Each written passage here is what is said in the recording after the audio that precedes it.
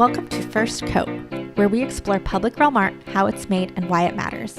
I'm your host, Stephanie Echeveste, an artist and entrepreneur based in Brooklyn, New York.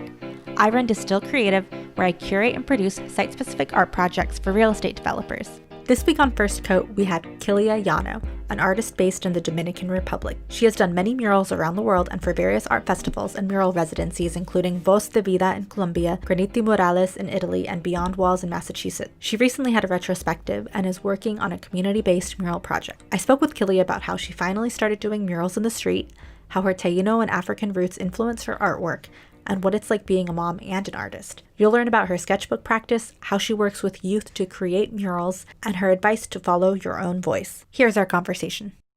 It's so nice to connect. I was so excited that you were available. Thank you. No, thank you. Thank you.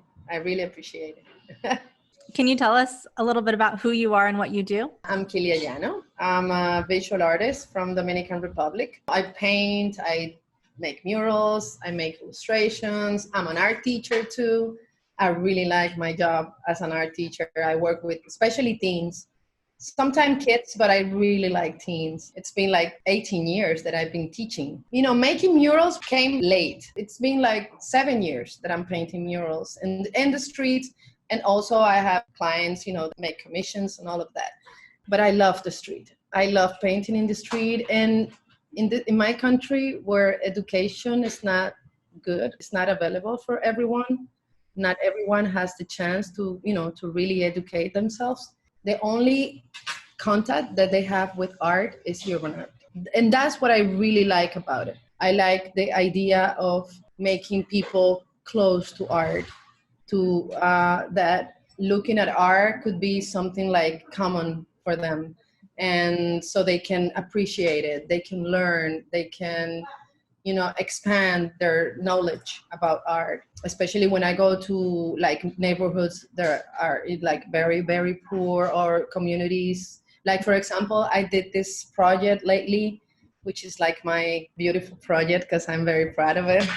It's a project called Muralizar Quisqueya. Quisqueya is the Taíno name for the island. And the project is about making murals everywhere in the whole island, not only Dominican Republic. I want to go to Haiti too. I started in the border between Haiti and Dominican Republic. I worked there in 5 different communities, making murals, but also teaching art to the kids and teens of the area, which were like Dominicans and kids from Haiti too, because they're like all mixed. And it was amazing. It was so beautiful it was just the beginning, because now I want to go to the north of the island and then I go south and, I'm going to be like moving. It's a very ambitious project. I know it would take me, I don't know, maybe 3 or 5 years, but I think it's worth it. I think that I'm doing something that making my contribution to the world, to the people that need, that, because we don't have art school. We don't have anything in the border. The border, you can't even imagine how poor it is. They don't have art school. I mean, there are a lot of kids, they love to paint. It was so amazing for them, like they were like, oh my God, this is the first time I touch paint. And I was like, oh my God. And I really want to keep doing that. I really want to finish the project, even though it takes me 5 years or 6 years. If I can do it, I'm going to do it. They need that. They need to be in touch with art, especially kids and teens. They're the future. So I think as an artist, I feel that I have a responsibility with my community and my country. That's mostly what I'm doing right now. But, I've been traveling and doing murals also, in other places. I was in DC in March. I was in Sicilia about 2 years ago. Then I went to Spain. Then I went to Colombia. And I've been like moving around, and maybe in a few months I'll be going to Trinidad Tobago, which is another island in the Caribbean. And here in the Dominican Republic, I'm going to be, painting. I'm going to Puerto Rico maybe in a few months also. Depends on how COVID-19, if it lets me. Mostly that's all I do. Teach, make art, make murals. With this project you're doing, how are you having basically the local community help you paint it, or do you come up with the design beforehand, or what's that process like? Well, what I do is this. First, I teach. I make, like workshops and stuff. I teach them how, I teach them how I work, like how I start with the idea, how to make a sketch, how to combine like different elements in the sketch, and then how to, go to the wall, make the drawing, and then paint. But what I did was I teach them. I had these workshops first, but then after that, I arrange a wall for them beside my wall, so they can watch me painting. And I'm teaching them at the same time, because I'm always, telling them like tips and everything, but they see me working. And when they see me working, I think they learn more. And I paint like beside them. I always try to find a space that I can have two walls, one for me, one for them. And then my wall, they help me too. It's not they don't only work on the wall, but also they help me. And we have all this, going on thing, like we spend 5-6 days, 1 week, 2 weeks, maybe working. And it's great. Kids, and the beautiful part about it was that when I went back to those communities that I was working last year, all the kids that I had with me painting, they were all painting. They found a way to find paint. And also a lot of, like people, like local people that had the money, they were like buying paints and everything so they can keep painting. And not all of them, but at least the group of kids that were like really interested in art, So the impact, I think, it was beautiful. It is beautiful. That's amazing. I love that it's both the teaching aspect, but also the doing. You're not just teaching them in a classroom, this is art and, this is how to do it, but you're actually getting them out, and then they get to see something in their community that's just up forever, hopefully. Proud, and they feel so proud. You can imagine, they're like, oh my God, I'm so proud. This is my mural, And it's a beautiful experience. I like working with communities. I think urban art, it has more meaning when you work with communities, like, especially if you work with kids and teens. And I don't know, I feel like that. Not all of, all the artists I know, they like to work. Sometimes, they like to work by themselves alone, but I like to work with communities. I like to have, have that kind of close relation with them, and they take care of you. They're like all the time, oh, the artists, and they're like looking for things for you. When I was painting, I remember everybody was, used to bring me coffee and water and food, and it's so beautiful. It's a nice experience.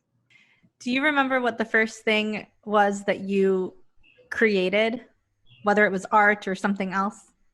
Well, when I was young, like, I don't know, maybe 7 or 8, I was very young. I remember that part.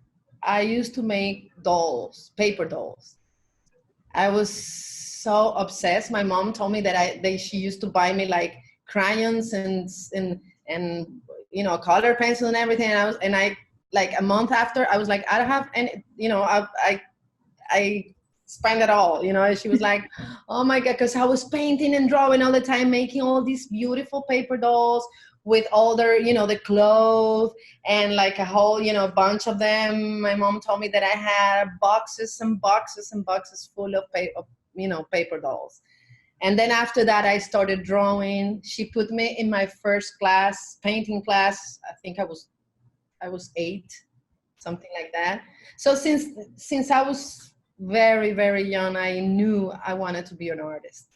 And my mom knew that too. So she, I was lucky because my mom understood me always, and she always tried to find a way to, even though if they didn't have, enough money, she always found the way to put me in classes and buy me stuff like supplies and everything. And I always had the support of my family. So I think that was crucial for me. Like I think it was my base, my something that kept me moving into what I wanted to do, which, not everyone can say, they had that support.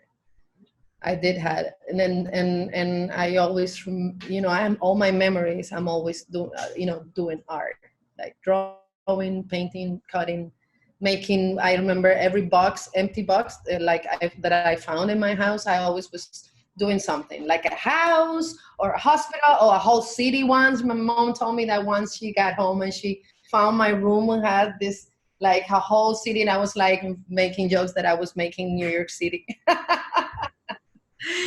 And years later, I went to college in New York City, so I think it was a premonition. And then when did you go back to the Dominican Republic? Well, let me see. I came back because I went to New York. I went to Parsons there. When I graduated, I stayed like a year, and then I went to Spain. I was in Spain, in Barcelona, for 3.5 years, and then I came back here like almost the end of the 90s. I think it was 1999 or something like that. And then I just stayed here. I started painting murals in 2013. I always wanted to. I mean, I remember when I met Banksy's work for the first time, I was so excited. I was like, oh my God, I want to do that. That is so cool, like working the street, and all of, but I don't know, I couldn't like take the final decision to go out in the street and paint. And I got sick. I had a tumor in my head. It wasn't like cancer or anything like that, but it was big and it was affecting me in different ways. And I was like very ill. And when I had my head operation in 2012, after I passed all of that, I decided that anything that I wanted to do, I was going to do it. And the first thing I did was to find out, who was painting in the street, like artists that paint, that were painting in the street, to ask them how I could, like go out, and if I could go out with them to the street. And I have a friend of mine.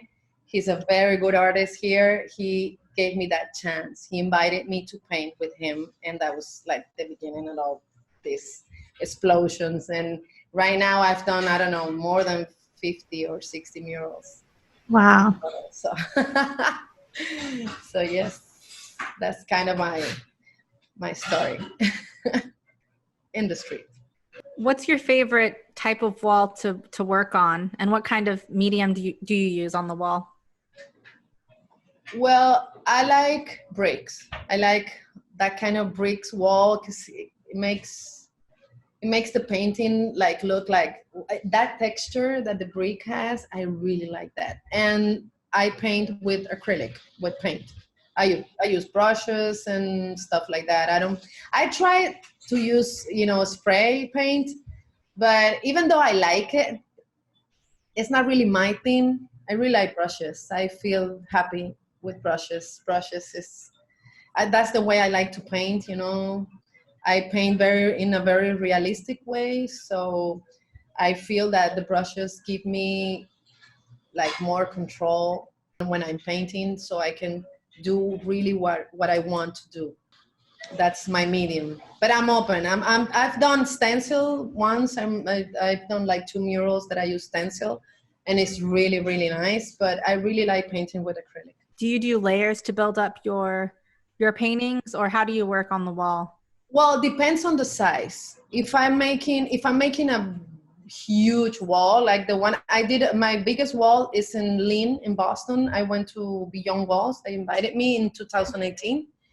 And for that one, I had to do it with layers, but it's not usually the way I work. The way I work is I make the design, I make the drawing, and if I start with the head, until the head is not finished, I don't move around. I usually work like that. I like to work like that. I know that you spend more time, but I really like to work like that. But when the walls are big, you need to work in layers, because if not, you take forever to finish. And when you have like a deadline, you're not, you need to work fast. So in that case, I do work with layers. For example, in that mural that I did in Lynn, it's like a woman, like she's like in the water, she's like laying like that, and I paint the whole body of the woman with one color, and then I was putting color, and then and then the background I did the same thing, so I made that mural in 9 days, which is fast. 9 days, yes. Wow. Yeah, that was fast. Yeah. Your work is so like detailed. There's, it looks like an oil painting on the wall. It's really impressive. Yeah. Well, I try to. I like that. Even though I really like contemporary art and I like a lot of different styles, I admire so many different artists that work abstract or more realistic or whatever. My work, I'm more. I don't like to say classical because it's not really. Some people say, oh, that's hyper realistic or something. It's not actually, because if you get like close, you can see all the marks that I leave with a brush. If you ask me which style fits more it looks more like me, I would say Impressionism. I love Van Gogh. I love Van Gogh. I love him. I love his work. I think he was a great artist. For me, one of the greatest artists. Like, I think art has a point before him and after him. And the way he painted with all the I don't know how to say that. The dots. Yeah. The points, like pointillism. Dots and because that's really the way I paint.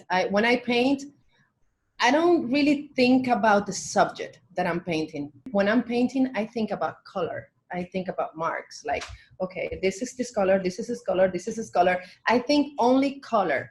And I put the colors the same way I see them, in my sketch. And that's what I do. And when I'm painting, for example, I don't mix color. I rather buy, instead of buying like gallons and a lot of paint, I like to buy like small cups. And what I do is like, I use my brush like that. And I'm always like mixing in the wall. And my friends, when I paint with my friends, they were like, you're crazy. You're going to mix that color 25 times. And I'm like, yeah, I don't mind. But I it's the way I paint. It's something that I don't plan. I just do it, and I enjoy it, which is, for me, I can't do anything in my life if I don't enjoy it. I think you need to enjoy what you do. If you don't enjoy it, what's the purpose? Do you keep a sketchbook? Yeah, I have plenty of sketchbooks. Can you tell me about what do you sketch and what's your favorite sketchbook? I can show you my last one. Mm-hmm. Let me show you. I started this one. I have two, actually, because I have this one. This one is, when I travel, for me it's better because it's small. Mm-hmm. And I do like, I don't know if you can see it. Whatever I think, like, for example, that I went to the museum, to the Prado Museum in Madrid, and all the paintings that I did, I was like making drawings, Rembrandt and all of that. I love to go to the museum. That was when I went to Amsterdam. I went to Van Gogh Museum. So I made that drawing when I got out of the, I like to work with ink. When I work in my sketchbook, well, you see, it's. Do you use like a brush with ink or just pen or? I use both. Sometimes use brush, sometimes I use paint. This is my last that I was working on that one when I was now stuck in Miami.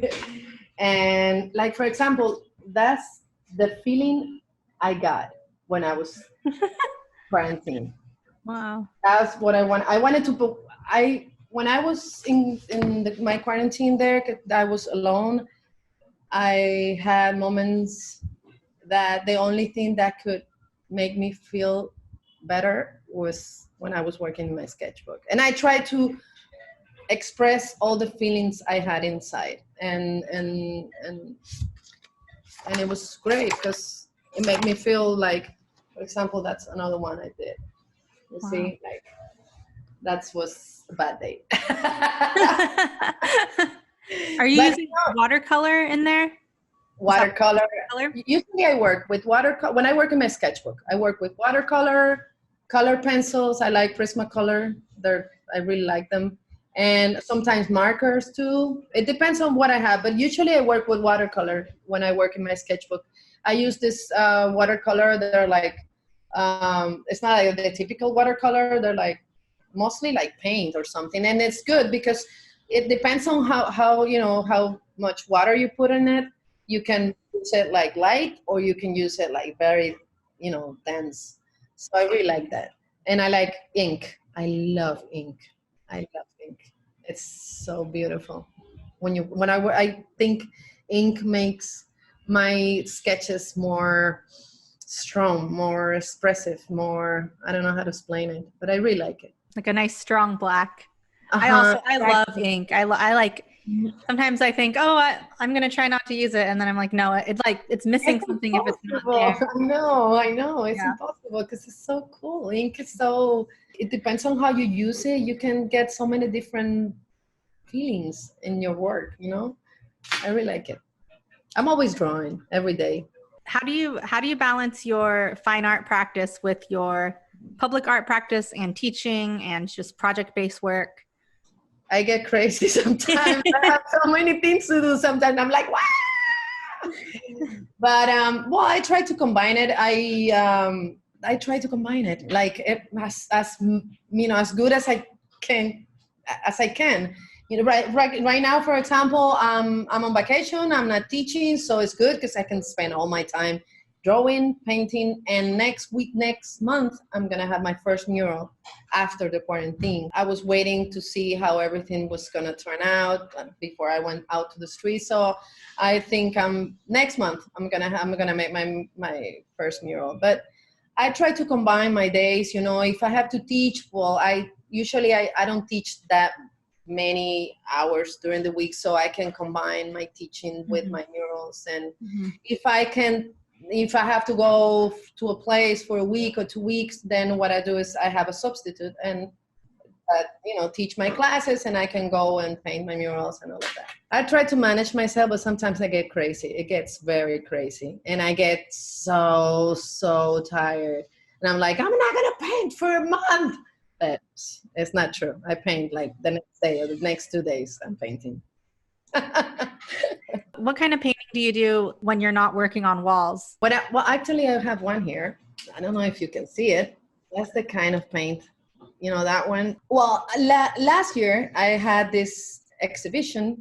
It was like my first retrospective. And because I had 25 years of art career, so I wanted to celebrate that. So I made this huge exhibition, and the fine art part, what I did this it was called the 4 elements. I work with the 4 elements, how the 4 elements affect our human emotions and our human body. For example, this painting behind me, it's part of the series called Water, and I really like to paint. I really like portraits. If you see my work, I can tell. You can tell. And I like, how a portrait can express so much. And especially with water, how water can, because water is one of the best theme for me, because I really like how water affects our body, our skin, but also how it affects our emotion as human beings and the relation with the water. And also last year in that exhibition, I also worked air, earth, and fire.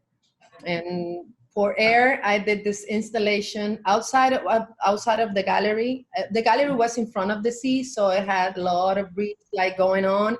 And I make this huge, I don't know how to call it. When you wash the clothes and you put it outside, that's very typical in the islands. We wash the clothes and we put it outside, and with all together. So I did this huge installation with portraits done in sheets that people donated me. And I did these huge portraits, and I put it outside of the gallery so the wind could move all the time, the paintings, and that was air. And For fire, what I did was I make photographs of people that wanted to be models for me, and I make pictures. I project with my projector. I project fire on their skin to see the color, how their skin like change the color, and that's what I paint, and that was fire. And I did all this series. It was great. I really liked that exhibition. I really liked the work, how it came out. And right now I'm working with portraits, but I'm working another theme related to water, but not only water. You'll see. Do you have the exhibition? Is it on your website, or do you have photos of it somewhere? I'd love to link to it. My website, not very much, but in my Instagram. Okay. In my Instagram, I have plenty of pictures of, because the exhibition had like 3 parts. One part was the fine art part, which I work the 4 elements, and then I had the illustration part also, because I'm an illustrator. Actually, I graduated from illustration in Parsons. I always done illustration for children's book, for newspaper, magazines, and all of that. So that was another part of the exhibition. And then I had the urban art and murals part. And what I did was I print my best, like what I thought were my best murals. I make like huge prints on fabric, and I put those in the exhibition. So I had like those are like the 3 most, most important part of my career. So is the painting behind you, what medium is that? Acrylic. Do you normally work with acrylic? Yeah, but you know what? When I was in the quarantine, I took this workshop with a great artist, and I painted with oil paint, which I don't know, maybe 15 or 18 years that I didn't use it. And I was like crazy at the beginning. I was like, no, I hate this. I can do this. I can work with this and all of that. But then after, because I spent like a week doing a painting. And after that, now I'm in love with oil paint. Now I want to change. But I need time because when you get used to with a technique, with a material, it's hard to change, because maybe because you get into your comfort zone and everything. But I think it's hard, but you have to change. It's good. It's not bad for me. So I bought all this oil painting, and I'm starting to work on oil paint. And I want the next series I'm gonna make it with oil paint. So let's see how it goes. That's so exciting. I've been taking a workshop for acrylic painting. The acrylic painting part is kind of like secondary. It's more about like character development. But I've been hating everything I've been doing because I'm used to working with oils, and I'm not really a painter either. I normally do textile work, so like weaving and fiber art. So I finally I love working with oils, and now with acrylic, I'm like, I can't, it's so true. You just have to keep doing it because you're used to something else. And then exactly. It's the main problem that acrylic has is that it gets dry too fast. Yeah. Yeah. That's what I'm running into. And I know you can add things to make it last longer, but it's just, there's something about oil where I love just being able to manipulate and continue working the paint. Yeah. And the color, I like mixing colors with oil, and with acrylic, it's just different. It's just a totally different thing, Yeah, it's so different. It is. I agree. But I think it's practice. For me, oil painting was so difficult when I started using it. But and it's difficult, but it's good because you get out of your comfort zone, and you try something different, and you see how materials give you like each material has something important to give you and to teach you. So it's good. I think it's good. I'm so excited to see your next series now. What advice would you give someone who wants to start doing art in public space? Do it. Yeah, because you're never gonna be ready. I remember that was something that really happened to me. Before I got sick, I was like, no, I'm not gonna do that. No, I can't make that drawing that size. No, I can. I was like, I was my worst enemy. That is mainly the problem with a lot of artists. We are our worst enemy. And we need to understand that we learn from mistakes. That if you start doing something, you're not going to do it perfect because you're starting, you need practice, you need experience, like right now, what I used to, a wall that I make now in 2 days, it used to take me 2 weeks or 1 week, and it's because I have practice now, so if you want to go out and paint in the street, I think that you just need to do it and do whatever you feel like doing. Do whatever you feel that you need to do. Look for your own voice, because there are a lot of artists outside, a lot of and great artists, and if you start looking to all those artists, you're not going to be happy with what you do. You need to be happy with yourself, with your voice, because it's your voice that is going to be there. And that's, mainly that's what I do. I try to do something that inspire me, and I do it my way, like when I was telling you before, the way I paint, that some artists tell me, oh, you're crazy. And I'm like, that's the way I work. That's the way I like. I feel, great doing it. Why am I going to change?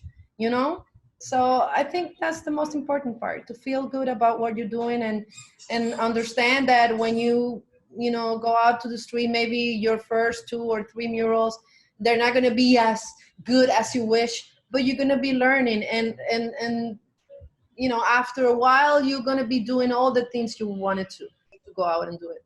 That's such good advice. Don't talk yourself out of it. What's one thing you wish you had known before you had started doing art as a career? Let me think. Maybe when I started, when I was young, to something that I did that it really was bad for me was to compare my work, always comparing my work with somebody else's work. And you can't, and thinking that if you don't do the things the way you're supposed to, it's bad. It's not, you need to just do things. Even though they're not as good as you think they should, you need to do it. And like at that moment, I didn't do, like when I went out to college, I really like urban art, as I told you, and I never did it because I was afraid.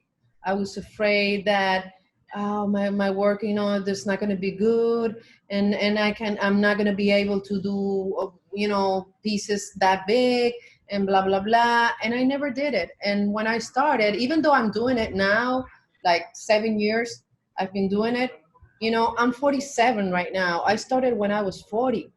I wish somebody, told me, or there was a way that I knew when I was 19 or I was 20 that I just needed to go out to the street and paint, and that it doesn't matter, how good, you just need to go and do it. And I think I lost like a lot of years that I could, but at least I'm doing it now. So that's the only thing I can think of. Yeah, I feel like that's even harder now with Instagram, or just like everyone has everything online, and it's hard to not look up. Like I'm always looking up references for things, but then I end up like down this rabbit hole. And so, yeah, just not comparing yourself with other people is huge. I think it's the biggest, because we tend to do that as humans. We always tend to compare, and it's not good. It's not good. You just need to concentrate in your own stuff, your own style, and your art. Nobody's gonna know your art better than yourself. Very true. Are you an artist? Submit your portfolio at distillcreative.com/artist. You'll get on our Distill directory, our artist database, and be considered for upcoming art commissions. What's something you've read or listened to that's inspired you recently? Music. Anything specific?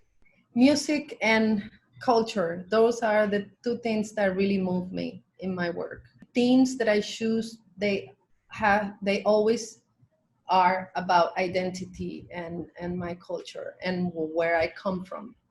That's something that really moves me. But lately, I've seen how music can impact my emotions. I really like to listen to classical music when I'm painting, but also I like electronic music, which is crazy, I know.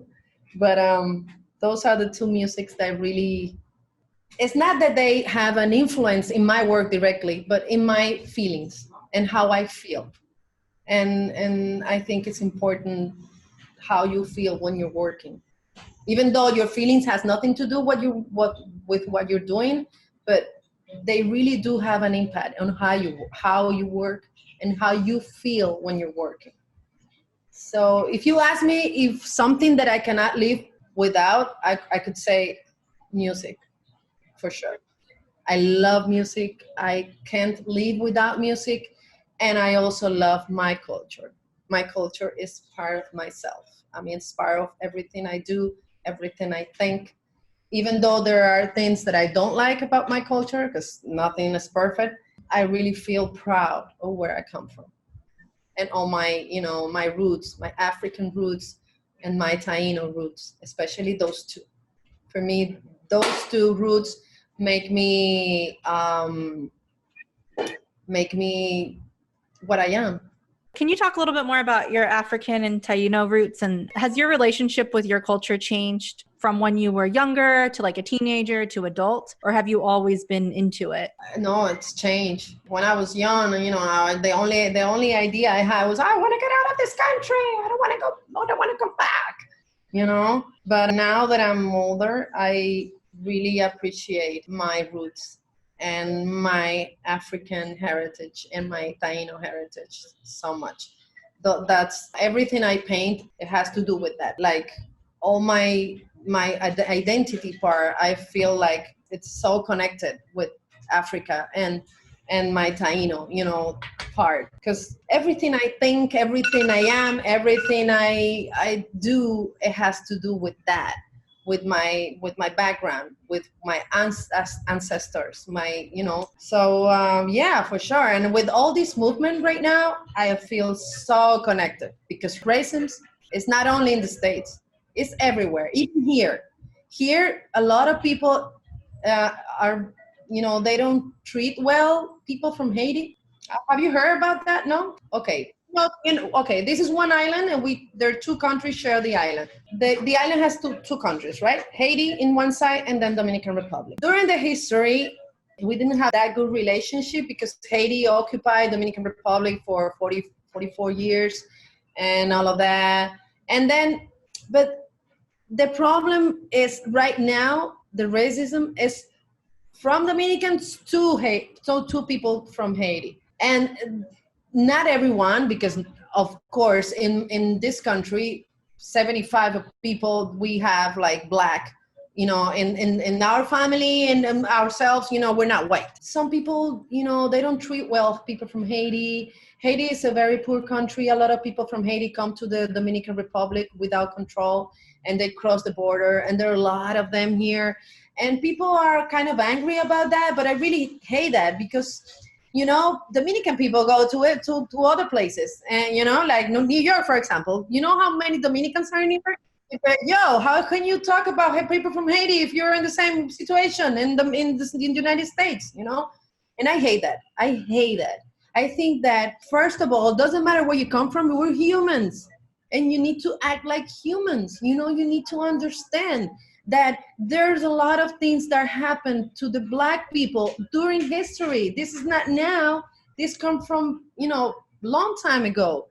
And it's true. It is true. It is true that there are a lot of racism, and you can, maybe in the States, it's more, I don't know how to say, more active, kind of, but it's everywhere. Everywhere is the same situation, and everywhere black people are suffering because they don't have the same opportunities.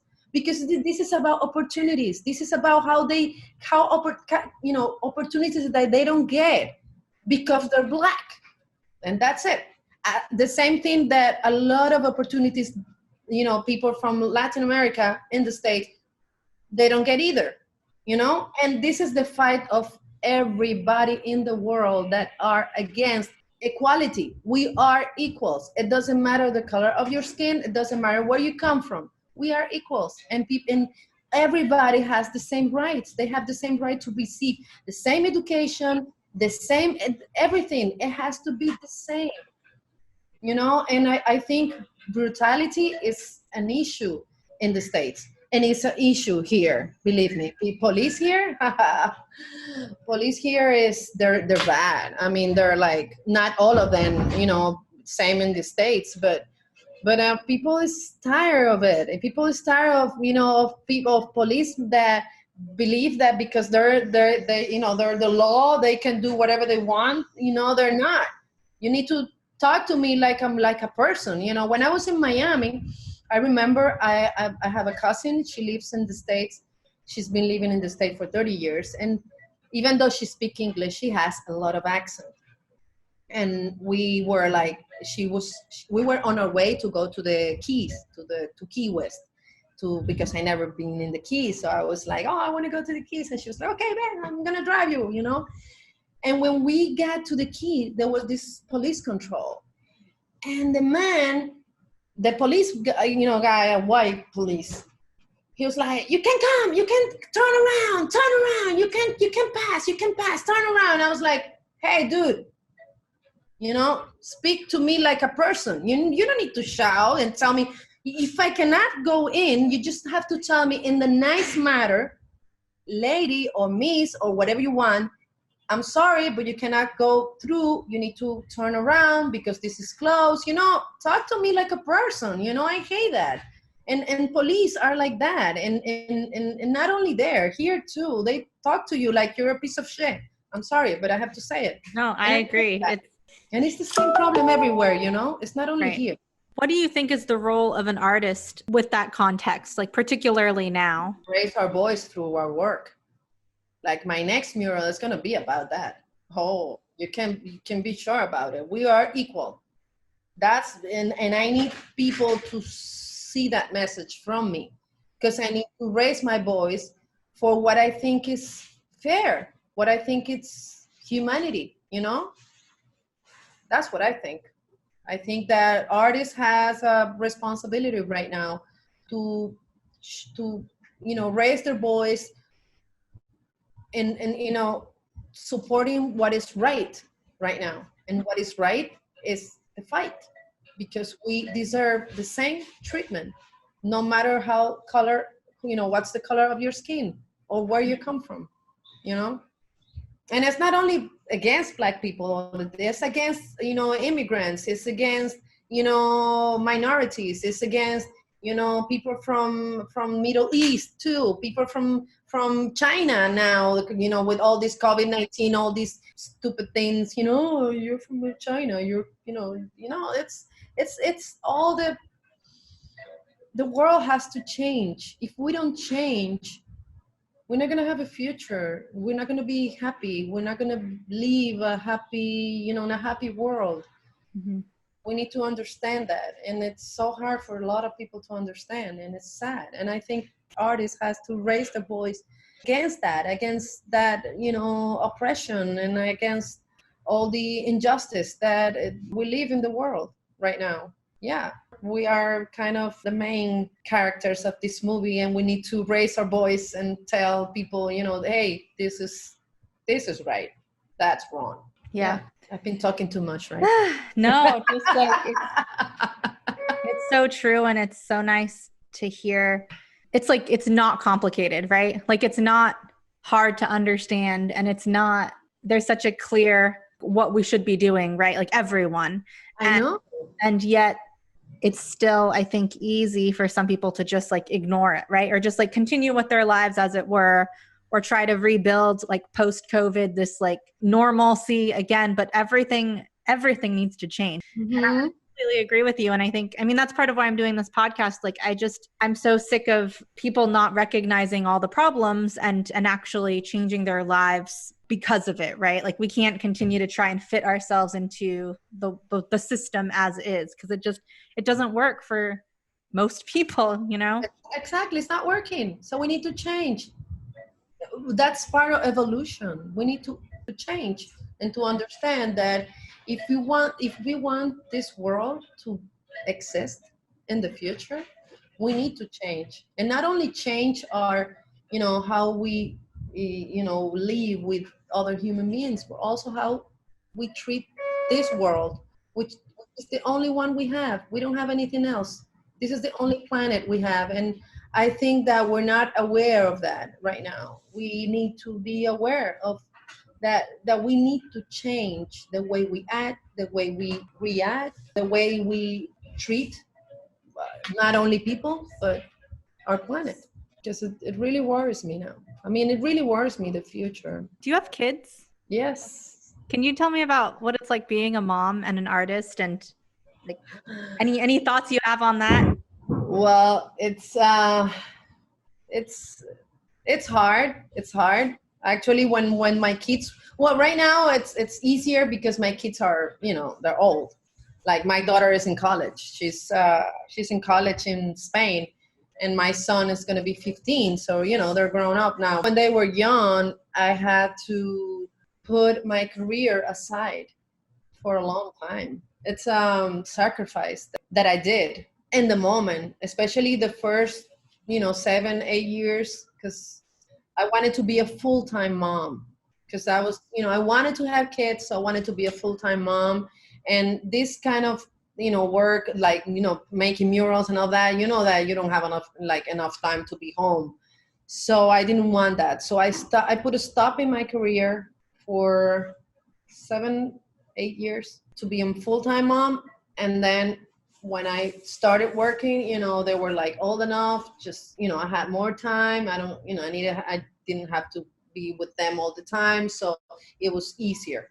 And now that they're like grown up, it's more easier, because now I can, I tell them, hey, I'm going to paint a mural in whatever place, and I come back in a week, for example, and it's fine, because they're big. Now it's different. When they're young, they want to be with you, hang out with you, but when they're teens, they don't want to do anything with you. So so it's the perfect time for me now to paint. Even though you have like the coolest job, right? Yeah, even though I have the coolest job. Yeah, it is. They really like art, which is good. That part I like, especially my daughter. She loves art, even though she's gonna be a lawyer, but she likes art. She really likes go to museum with me and all of that. She likes to go to theaters but they're not artists. They not. I mean, they don't. I don't know. My son, his drawings are very good, but he says that he doesn't want to be an artist. I don't know. I let them be whatever they want to be. I just tell them that if they want to do something, make sure that it's your thing. Don't do anything because somebody wants or because you think it's popular. Do whatever you feel like you want to do. That's the only thing I want. I don't want you to be artist if you don't want to. But if you want to be artist, you have my support. You have my support, whatever you want to do. What are some resources that have helped you along the way in your art career? Well, resources. As I told you before, I like to work with identity. So I'm always reading history. Even though you go to school and you learn and all of that and blah, blah, blah, but they don't really teach you. Like, for example, here, they don't really teach you where you come from, where, about Taínos, about those African people that came, how the cultures, they mix here, and all these, legends and all this myth and all, all of that. Those are resources for me, like especially myth. I'm really interested in myth, in Taíno myth and African myth, and how they mix here in the island. And what happened during history in the island. I really like that. So always when I work, I try to read. I try to look for anthropological, facts and sociology and everything, history, and those are my resources. Just constantly learning. Yeah, all the time. Are you a real estate developer looking for a unique amenity for your site? Get our free guide, 10 tips for commissioning a site-specific artwork, at our website, distillcreative.com. What's a common myth about being an artist that you would like to debunk? That we are not organized. I hate when people tell me that because it's not true. You know, we are organized. We know. For example, I'm very organized. I know everything where it is. And I'm really with my paint. I'm really organized. I'm always like, trying to arrange them by color, by this, by that, and everything. I know where all my stuff is. I know, I don't think that is a myth. It's not true that we're disorganized. Some people tell me, "Oh, you're not going to be on time because you're an artist." Who told you that? Like, we don't have responsibility. Okay, for most of the people, artists, we don't have memory. We're not organized. We don't have responsibilities at all. We live the happy life and we love art and we live the hippie life all the time. And what else? I don't know. We never have money. We're broke. And I don't know. There's so many myths, and I think that's so stupid because it's the way you act. It doesn't depend on your profession. It depends on yourself. I mean, if you're not an organized person, even though you study law or you're studying, I don't know, economics, you're not going to be organized because it's the way you are, So people need to understand that all of that, they're myths. I don't know, maybe artists, okay, maybe we have a lot of observation skills. Yeah, that is true. We kind of look deeper than, regular people. But at the same time, we can have a lot of common sense. Who said that we can't, Yeah, we need to fight that all the time because it's something that is in the worldwide. So many things. Yeah, I know. It's like when you have tattoos or, no, it's okay. She's an artist. And that's always like that, everywhere. Not only here, everywhere. It's the same thing. What's your biggest failure and how did you learn from it? Or a failure? It doesn't have to be your biggest. It's hard because some bad experience or bad decisions that I made through my life, I don't see them as a failure. I see them as a bad experience that I learned something from it, and for example, as I told you before, I wish I could do this urban art as soon as I graduated from college, and I didn't. And I regret that.